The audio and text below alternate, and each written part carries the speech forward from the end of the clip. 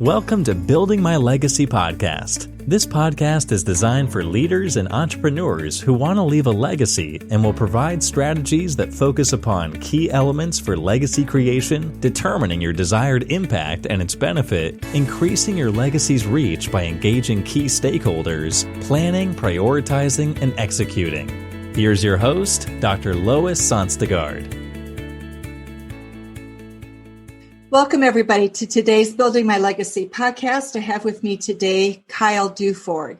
He is the agency director for Brand Leader, and it is an agency that works with building brands in incredible ways. So I think a lot of people talk about building brands, but they don't have the breadth of experience and the reach that Kyle has had. So some of the people that Kyle has worked with, just so you get a sense of what he's done, he's created outstanding experiences for global brands. He's looked at brands such as Nike, Dr. Martens, Keen, Lululemon. So sorry. Power Bar, Ariat, Chrome Industries, Noon. And the list goes on. So he's a person who has played with the best, understands what is important to really build a brand, become known within that brand. He's also a former editor of a magazine, so he understands what it is that people look for in press and the stories that people want to hear. So Kyle, before we get started, just tell us, how did you get into this? What is it that brought you to this? And what's your passion as a agency director, creative person?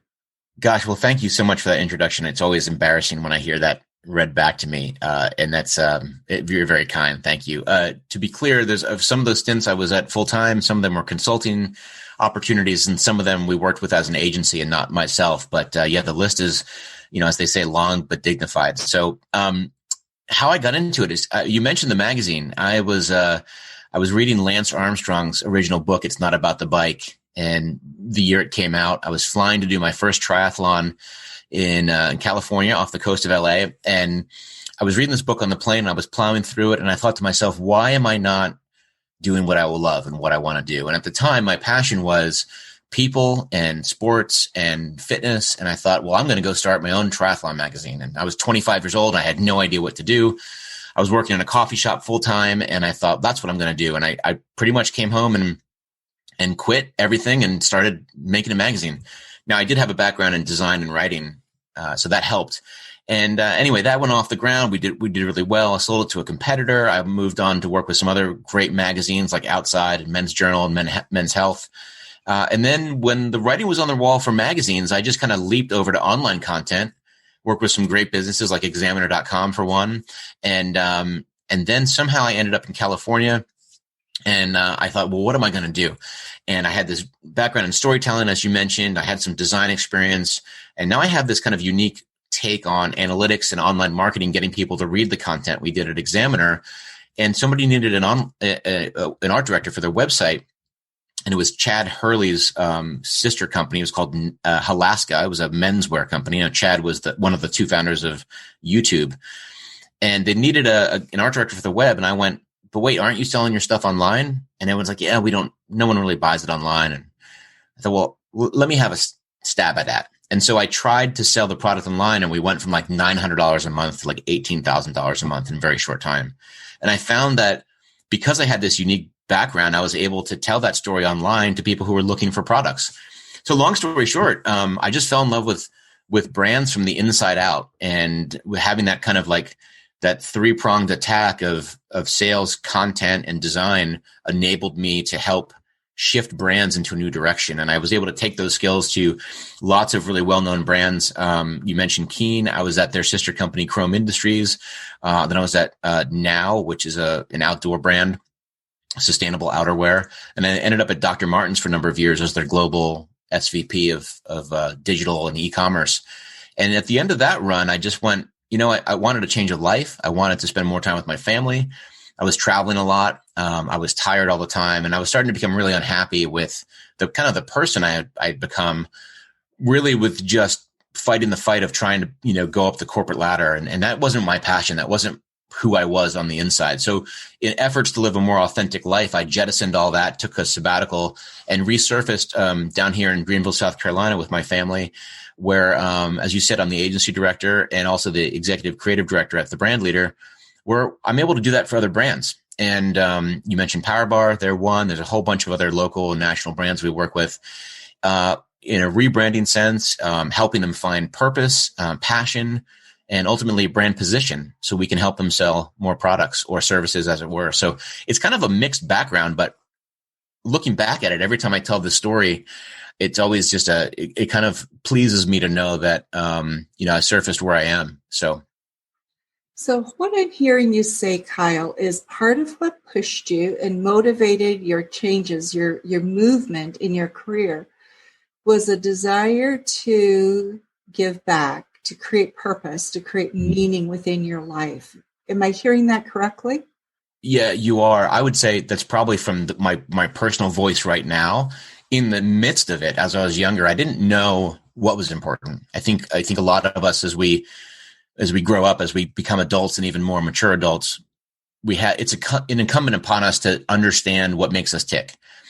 I didn't have the luxury or maybe the wherewithal or maybe even the self-awareness to look inside and realize what really I was about. And so unfortunately, I chased a lot of other things. Now, in the process of doing that, I think I also helped a lot of people I've worked with. I always used to claim, and I can still claim, that anyone who ever worked for me in any capacity has gone on to bigger and better things, got promoted, took my job when I left, or had my job at another business. And some of my fondest memories is promoting people or having them leave to take a job that's bigger than mine. So that was always part of my story. Unfortunately for me, it took me a while, probably until I was in my early 40s, to really understand what that meant for me. And then when I realized how important that was for my benefit, for my health, for my mental state, then I finally addressed it within myself. And then I started pursuing the things in which made me happy, if that makes sense. So Kyle, what was it that allowed you to begin to address that for yourself? Because for some people, it's a life experience. Maybe it's a tragedy. Maybe it's, who knows what it is. But there's usually some event that happens that causes us to pause and rethink and then pivot. For you, was there such an event, or what was it that allowed you to get to that point of saying, I got to deal with me? Wow. Yeah, there was a moment, and my stomach dropped as you started asking that question, because I remember the moment very, very particularly well.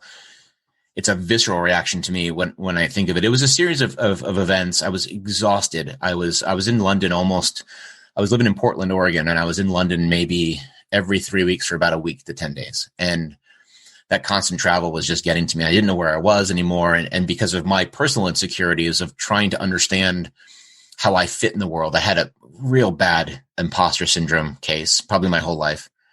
And when I was so tired and so stressed, that part of me came out quite a bit. So what would happen is I would pretend to be something I'm not, just to get through the day or a meeting or whatever that might be. And then I'd come home and cry and just be so broken, and to the point where I didn't know what was real anymore. Like, do I know this? Do I not know this? Am I right for this? I was the only American and the youngest person on the leadership team of Dr. Martens. So it's a $550 million business. Who am I to be on this board? And so I may have self-sabotaged myself a little bit towards the end. I may have done some things that were reckless, but in the end, I lost my job. Part of it was they wanted me to move to London, and I wasn't willing to do that. But I also made some mistakes, which ended in our splitting. And I got divorced to the mother of my youngest children. And it was a heartbreaking moment for me, because I was forced to look at who I was and realize that it's how who I was. Culminations just happened to me at the right moment. And Kyle, it's at those times where I think we can be. You're going to have to pause. Did I lose you? Yeah. You're going to have to go back to, I had to look at myself. Right after you had the divorce, I had to look at myself. If you could start there. Sure. We're back on a stable connection. I hope so. I just lost you. Again. Okay, well, let's try this again. It couldn't be more at a more opportune moment, right? To have the internet cut out.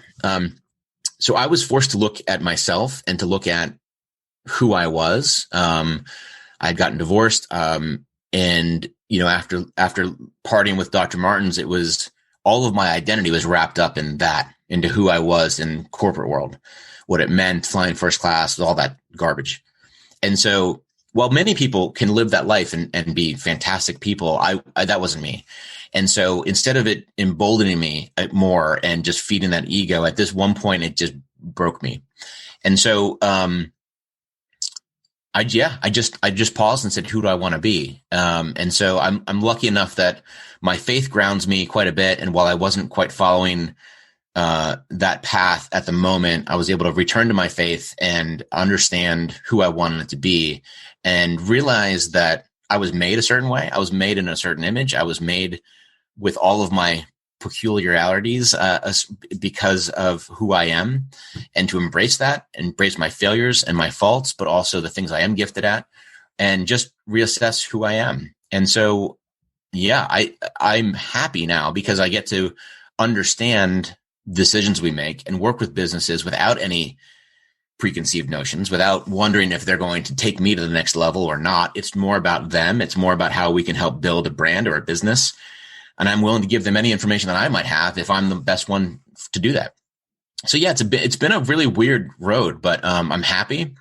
A wonderful wife who I happened to be engaged to 22 years ago, and we reconnected and married, and we have a blended family. And she helps me quite a bit understand who I am, and then hopefully I can get to pour that back into the people, but now with a different purpose. So when we started, we talked a little bit about the next chapter, which is legacy. And you talked a lot about people and having that be your passion. But let's start with legacy. What do you want to leave behind of yourself? I'm wondering if I should pay you by the hour for this or not. But, for me, I used to think it was, how much I could accomplish or attain. And for me now, I actually told people yesterday in the office, we had a rough day here talking about some things. And I just said, I believe I'm here to help build men and women of character and quality and integrity. And if I can do that, and if the people at the end of my story show up when I leave this earth and remember me for that, gosh, that would be such a win for me. And it would be a pleasure and a privilege to know I had any little inkling of development in people's lives, because I think I took a lot away from people during the first half of my life, more than the first half of my life, which I'm not proud of.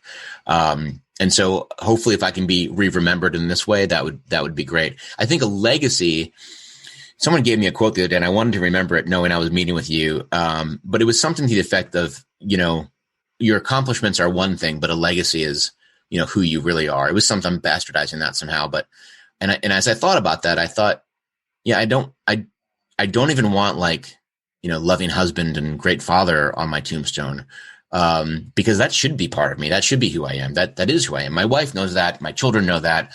But what I would love it to read, or what people would say at a funeral would just be that somehow I affected them, good or bad, something that's hopefully good, but something that they can remember me by, that somehow I was a catalyst for their growth. Because I can tell you in my life, I had those people that were, I was lucky enough and blessed enough to have certain people in my life to help me along that way. So legacy, I think hopefully it's more just the way I live my life, So legacy is how you live your life. It's building people. So how do you go about building people? A lot of people talk that, but they don't do it. So how have you intentionally gone about that now since you have come to that realization? Yeah, it's not something I might be able to articulate easily.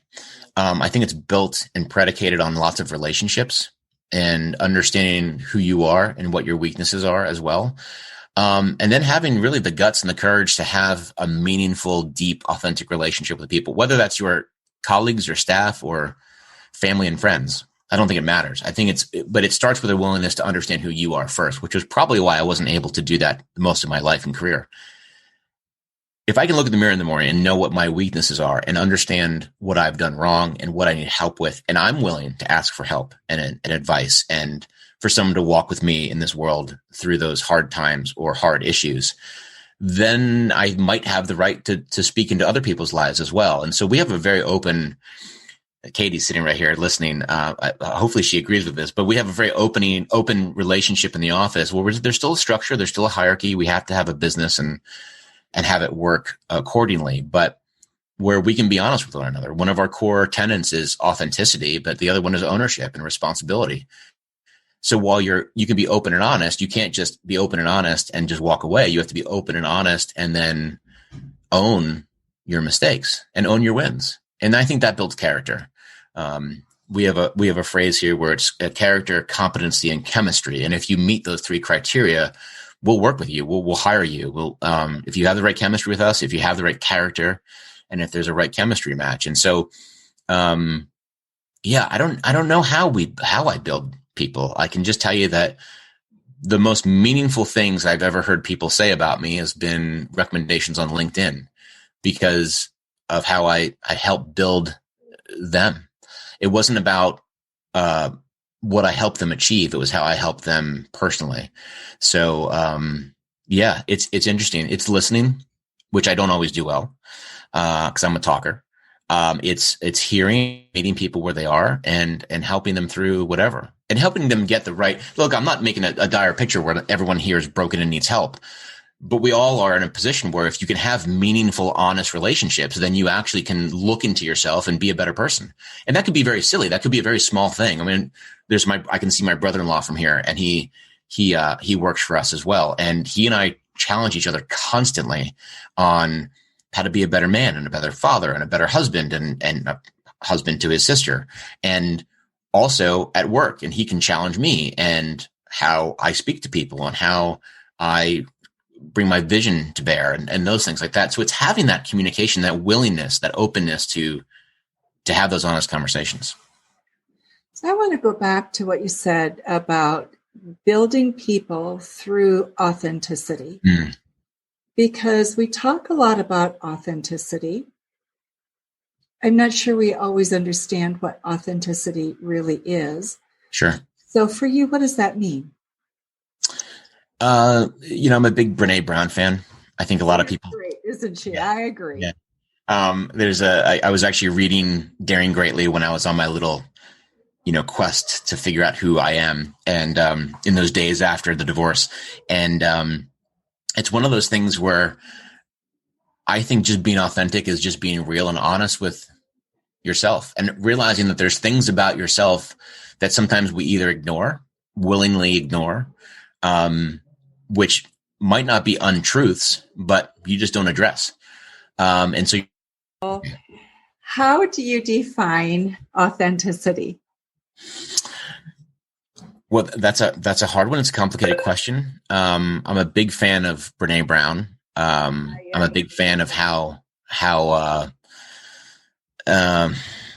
she looks at the world. And when I was reading Daring Greatly, during my kind of midlife crisis, it was the first time I realized that other people struggle with the same thing that I did, being shameful, feeling shame rather. And when I understood that, shame isn't necessarily from God. It's that's something that's in us that we put on ourselves, and that shame is not healthy, and that we all feel guilty over one thing or another in our lives. It could be small, it could be big, could be a series of events. When I realized that I wasn't alone, I was able to look around going, wow, everyone struggles on some level. With this, I was able to go, wow, that's refreshing. It's freeing to know that you're not alone. And while my issues weren't deep, there was no addiction, there was no abuse of anything. I wasn't abusive myself. I was just severely unhappy because I didn't come to terms with who I was. Admitting that and understanding that it's okay to be me, and not everyone has to like me. I don't have to please other people. I don't have to feel like I'm an imposter if I know that I'm smart on that topic. Those are the things that I realized that I could be authentic. My wife, who went through a similar growth experience right around the same time as we were getting back together after all this time, she was talking to some people, and she said that admitting who she was felt like she was coming out, like a homosexual would come out. And we have some very dear friends that are gay and have experienced trauma around that because of the way they fear people will see them. But once they admit who they are, who they really are, there's a freedom that comes with that. There's an empowering that comes with that, because you're able to say, this is who I am, and I'm happy with that person. And so that's what I feel authenticity is. And being authentic means looking in the mirror, looking inward and saying, I not only like you, I love you, and all faults and all. It's kind of like what we would want others to look at us and say. So that's really what, I mean, I don't know if I'm giving you a great definition, but for me, that's what it is meant. And, my CEO here, he's very kind and gracious to me. And he calls me on my own stuff. Like, hey, you don't have to do that. Like, I love you anyway. You don't have to say those things. And I'm like, gosh, did I do that? And he's like, yeah. And that's not who you are.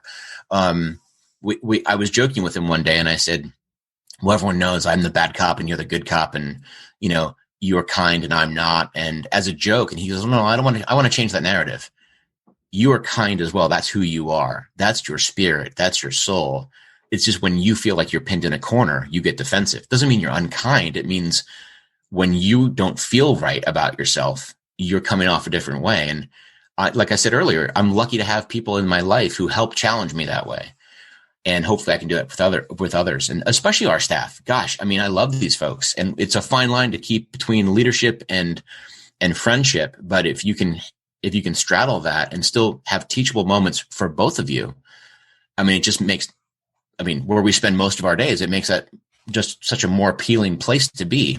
And it's more appealing to me to live in that new skin, So it does bring a lot more joy, doesn't it? Oh, completely. Back to how that plays into what you want to do with legacy building. Yeah. Because let me ask you, can you build a legacy without being authentic? You can build a fake legacy. You can build a legacy that is on a house of cards, I think. You can be known for something, but I think a legacy by definition is, withstanding and it's longevity. Yeah, it lasts. Exactly. And so if you build something which is built on fakeness or not of the heart or not true, then it just falls apart. Eventually people poke holes in it. So, and that's why it's like people who build businesses based on lies or pyramid schemes or whatever it might be, they never last, because eventually somebody finds out. If you build things on truth and heart and integrity, they last. And, hopefully that's what we're all looking for. So Kyle, our time is almost up. Mm-hmm. Last thoughts that you want to leave with the audience, things that you continue to ponder or that are part of what you bring to the plate for your clients and your employees. We haven't even really talked about our clients. That's a great point. I guess I would say that, we even just before this, I had a meeting with prospective clients, and it became very clear that their budget wasn't in the realm of something that we would even entertain, because we have a certain standard and so forth, and not because we're, jerks or anything. It was just, we have a certain standard we uphold. And I was just honest. And I said, hey, just want to be very clear that we typically don't really touch this kind of project for less than X, which was a lot more than they had thought, let alone all those things you're asking for. And so what I realized in that moment was they were so appreciative that I even just was honest with them that, and you have to deliver it in the right way. You can't be cocky. You can't be arrogant. You can't be rude. Lessons that took me literally a lifetime to learn, and I continue to learn daily. But by being honest with them and saying, I heard what you were expecting, but I need to bring to you our truths and maybe just the truth of the project, and let you know that your expectations aren't in line with what you're asking for. but doing that honestly and kindly, it turns out that they then learn something. You're able to form a partnership based on trust rather than sending them a proposal later on that's way out of their ballpark. They think that I didn't listen to them, or we didn't care, or we're just trying to, make more money. But having that conversation up front, being honest up front, enables us to build a partnership later. Whether they hire us or not, that's beyond the point. They know that we act with integrity. And we try to do that with billable hours. We try to be gracious with our time. We try to make sure that if people ask us for a question because there's confusion, we don't bill them for that, because that should be part of our relationship, not a part of the work we do. So that's how it really works with our clients. And so we just didn't talk about them, but I think the folks that work with or hire us, they're just as important as the people we work with internally. It may be more, because they end up becoming the outward expression of who we are internally. And that's kind of paramount to being in great business. So Kyle, thank you. It's been wonderful to have this conversation with you. One of the things that, as I listen, that I take away from it is, here you are, you have a company that has really done some amazing things. You've worked with clients that many people would be envious of you for what you've been able to accomplish. And then you've been able to package that with a real sense of, what will I leave and how will this impact the people that will come after me? And I think more and more, that is a question we're going to be held accountable for asking. Mm-hmm. So I just really appreciate your thoughts on that. Well, thank you. It's not always easy talking this way. I mean, you have to be vulnerable and you have to be authentic, especially when I know a colleague's in the room and people can see me through my window. It's one of those things. But again, that's just a muscle you have to exercise in this ever-going quest of reaching authenticity. So it's not a catchphrase. It's not just the trend. It's reality. It's who we are. So thank you so much, Kyle. And for those of you who are listening, we will have information about Kyle and his company in the show notes, so you can get in contact with him. And if you need some help getting in contact, just let us know. We'll be glad to connect you. Thank you very, very much. And those of you who are listening, remember to visit our website, buildtomorrow.com, and our social media sites as well. Thank you. Thanks, Lois. It was a pleasure. You've been listening to Building My Legacy podcast with Dr. Lois Sonsteg. To book your appointment with Dr. Sonsteg, visit www.buildtomorrow.com.